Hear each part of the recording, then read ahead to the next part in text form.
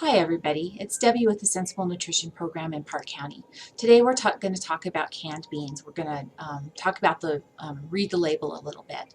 So canned beans are nutritious, as are dry beans. Dry beans usually cost a little bit less money.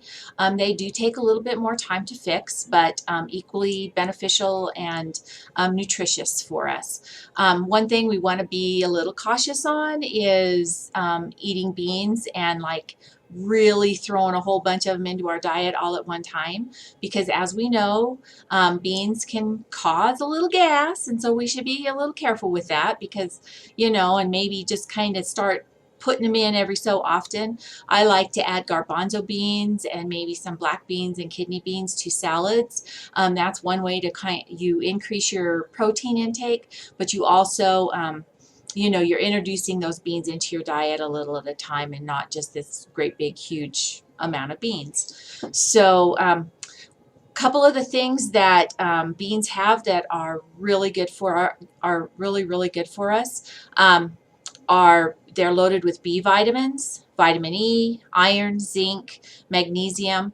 And one of the things about beans are a high protein food, and the difference between adding beans to your diet and say beef to your diet is the saturated fat.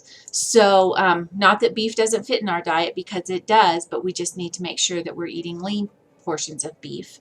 So whereas beans don't have that extra fat in them, so they're very nutritious for us. The one thing we have to watch on canned beans is the sodium. So when you're looking at your nutrition facts label, you're going to look down through there and see what a serving size is. A serving size is a half a cup, which isn't a whole lot, but you know, yeah, that's a serving size, is a half a cup.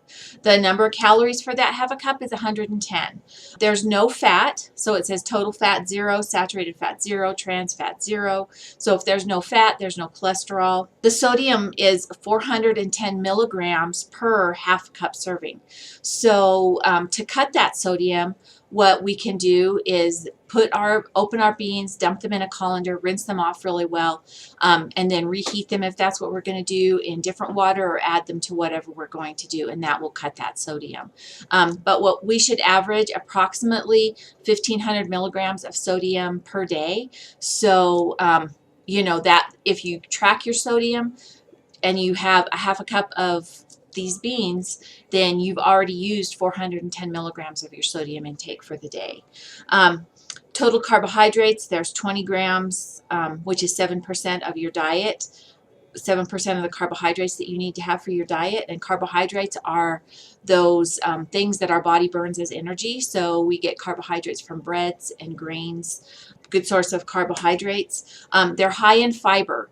So when we talk about adding fiber to our diet, we also want to make sure that we increase our water intake. There's less than 1 gram of sugar in there.